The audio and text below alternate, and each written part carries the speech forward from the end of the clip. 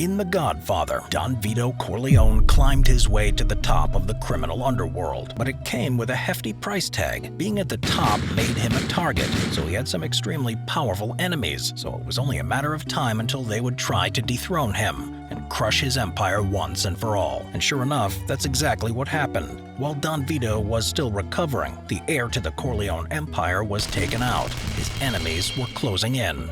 The end was very near. Everything he built, all the years of sacrifice and hard work, was about to come crashing down. Drastic measures had to be taken, and fast. The Don knew this very well, but he put his emotions aside and looked at his position strategically, and so utilized Law 3 of the 48 Laws of Power. The law states, keep people off balance and in the dark by never revealing the purpose behind your actions. If they have no clue what you're up to, they cannot prepare a defense. Guide them far enough down the wrong path, envelop them in enough smoke, and by the time they realize your intentions, it will be too late. Look, it's no secret that the top players of the game of power abide by a set of very different rules, whether it's in the world of The Godfather or in real life. The rules of the game are the same, so the better you understand the game, the better chance you have to win. This is one of the most important laws of power, so listen closely, as this is something you definitely need to know.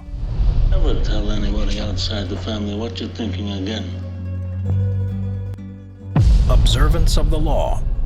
In 1948, Santino Corleone, the acting boss of the Corleone family, was taken out in a well-planned ambush. Even though Don Vito was out of action, Sonny proved he was a capable strategist and held his own against some of the most powerful men in the country. However, knowing his reckless nature, his enemies used it against him. And so, with the Corleone family's acting Don taken out, it seemed the end was near. But Don Vito, who not too long ago miraculously survived an assassination attempt himself, musters what strength he has left and calls a meeting with the heads of the Mafia families. A few days later, in a New York bank conference room, the Dons of all the major families from across the country would meet, the first time in years. The atmosphere was tense, to say the least. Now look, in meetings like these, when people of power sit together in the same room, there's a set of unspoken rules, a code of conduct that they all follow, which is why they all chose their words very carefully. And yes, even bitter enemies can't openly insult or disrespect each other. Instead, they insinuate and indirectly call each other out. Almost every move and every word said by the Dons gave a clue into what they were actually thinking, analyzed to see what the real motive was behind it. So pretty much every word and every glance was carefully dissected by the others in an attempt to uncover what they were really thinking. Knowing this, each Don was extremely careful in choosing their words and projecting a certain tone, making it seem as if they were speaking a language of their own. Now, Don Vito had two main objectives he wanted to achieve, and we'll get to them in a minute. But first, look at how Don Vito handled this situation. Instead of hurling insults and making threats, Don Vito did everything he could to make peace, but with certain conditions, of course. He was firm, but in the end took the loss and presented a peaceful way out of this conflict, with all the parties involved in agreement. The other Dons couldn't believe their ears, especially Don Barzini. He knew Don Vito was in a bad position, but surrendering that easily? What was his play? Did he actually just overwhelm the Don to the extent he had to concede? Well, yes, it was a sign of weakness, but at the same time, they were all relieved that his conditions were very reasonable, and so they could finally get back to the way things were. No one wanted this war to continue, especially now with Vito back in action. The consequences would be grave. Either way, although somewhat suspicious of the Don's sudden change of heart, Barzini went along with it, slowly realizing the Don had no other cards to play and truly had accepted defeat. But what Barzini was blinded to was the fact that this was all a tactical decision. In the end, Vito got what he wanted. His son Michael returned from Sicily unscathed, and now could enter phase 2 of his plan. Part 1. Use decoyed objects of desire and red herrings to throw people off the scent. If at any point in the deception you practice, people have the slightest suspicion as to your intentions, all is lost. Do not give them the chance to sense what you're up to. Throw them off the scent by dragging red herons across the path. Use false sincerity. Send ambiguous signals. Set up misleading objects of desire. Unable to distinguish the genuine from the false, they cannot pick out your real goal. Interpretation. Don Vito was a realist. He knew he was currently in the losing position. There was no point continuing in a war where he had a lot more to lose. So instead of getting emotional and letting his ego get in the way, Vito saw the reality of his current position and devised a long-term strategy where the family could recover and fight another day. He understood Barzini was trying to turn all the other Dons against him, and so didn't allow himself to fall into that trap. What's more impressive is that Vito used a combination of Law 22 and Law 3. We'll discuss the surrender tactic a lot more in our video dedicated to Law 22. But let's look at why Vito's strategy was actually successful, even though he gave the other families the upper hand, essentially surrendering to the demands of the other bosses.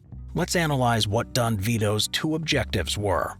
The first was to make peace with the other families, to stop the bloodshed and bring back his son unscathed, which was the true but also the red herring, the decoy he would use to also hide his second objective. His second goal was to find out who the real mastermind was.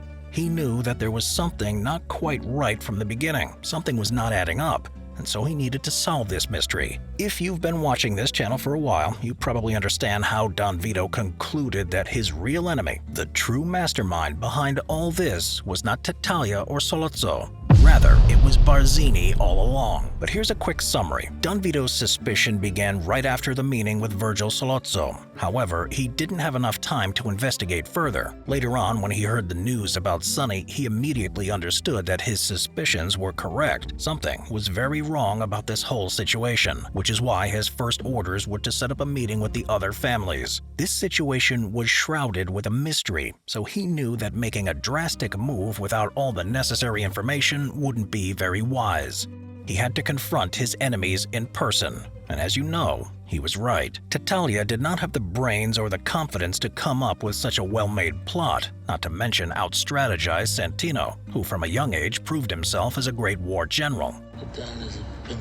He never could have outfought Santino. Don Vito and Barzini have a long history together. Their rivalry stretches back years before Vito became the Don we now know, and so Vito went into the meeting looking for any information, any signs that could reveal to him what was really going on, and sure enough, he got what he wanted. Although up until this point, Don Barzini played the game perfectly. The plan he formulated was a masterpiece. He was unbelievably close. All he had to do to actually win was to follow Law 3 and continue to conceal his intentions, act indifferent, and keep up the persona he had been cultivating so far. But he couldn't help it. Tattaglia was too incompetent as a puppet, and so he couldn't resist intervening. But in doing so, he made it quite clear to Vito that he was the true mastermind, giving him the final missing piece to a mystery that had plagued his mind, undoing all the brilliant moves he made to get to this point. And so, this is where Don Barzini made a blunder. But we're getting ahead of ourselves. Let's first break down how exactly Don Vito utilized the laws of power to his advantage. The laws of power state, dangle an object you seem to desire, a goal you seem to aim for in front of people's eyes, and they will take the appearance for reality. Once their eyes focus on the decoy, they will fail to notice what you are really up to.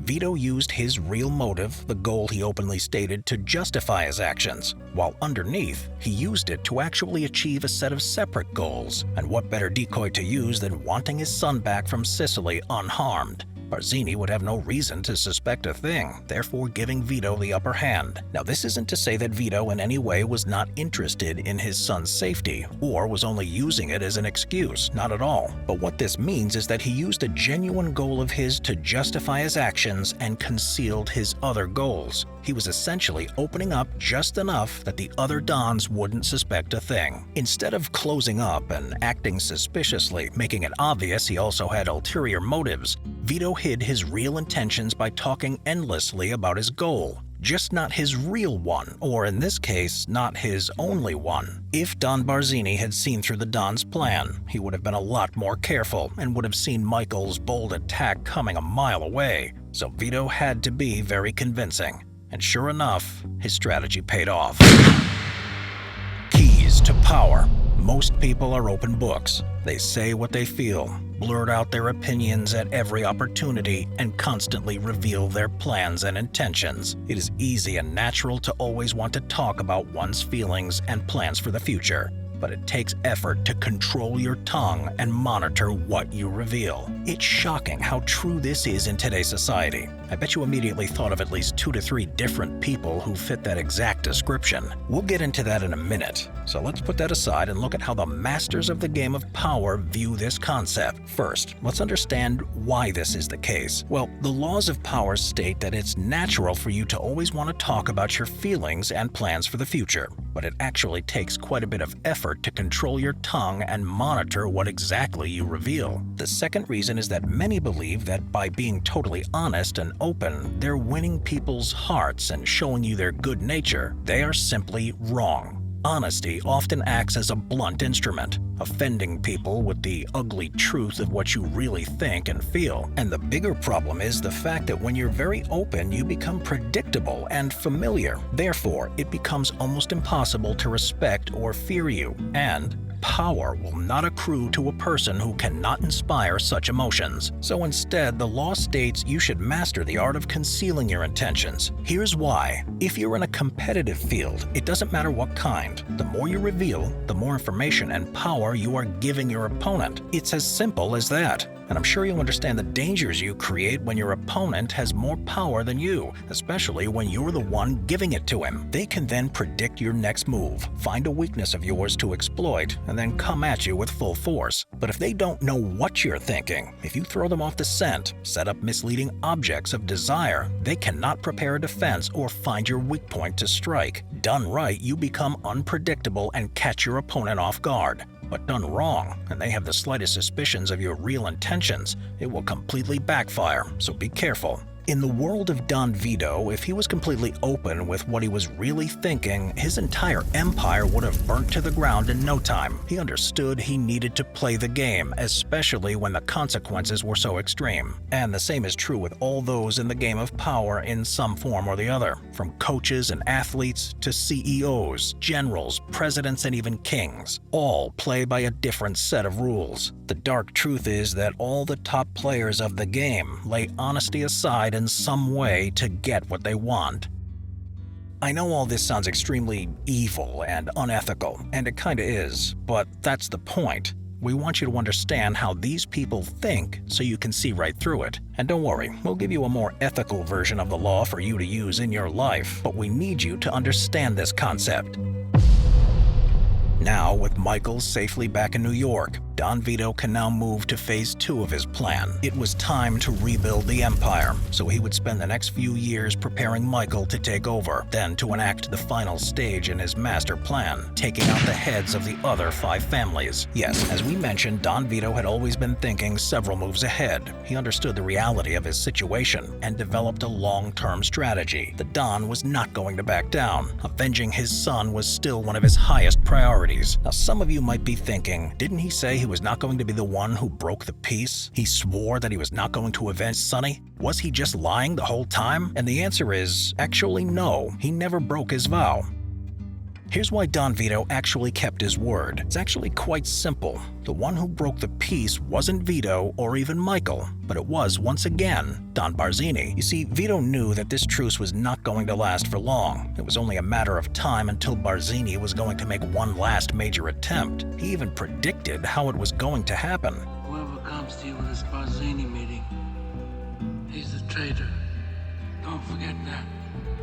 So with that in mind, Don Vito established an effective counter-strategy. The secret he was holding on to was that the burden of avenging his fallen son was to be passed down to Michael, who at that point no one really knew was actually more ruthless than himself. Michael was essentially his secret weapon. He knew Michael was far more capable than even Sonny, and so the other Dons didn't stand a chance. But to add to that, he also had a plan ready, a final move that was to wipe the heads of the other families conquering New York. He guided Michael, giving him everything he needed to be able to take care of it. And so, once it was time, Michael would take over and phase 3 would begin. After the series of attacks on the Corleone family, the end was very near. There were very few moves Vito could make, but fortunately for him, he chose the right one. The reason for Vito's success was the same reason that led to Don Barzini's downfall. Vito followed the law perfectly. He made the smart move and followed through all the way to the end, but Barzini couldn't. In the highest levels of the game of power, especially in the dark world of organized crime, making a mistake like this can only end in one way.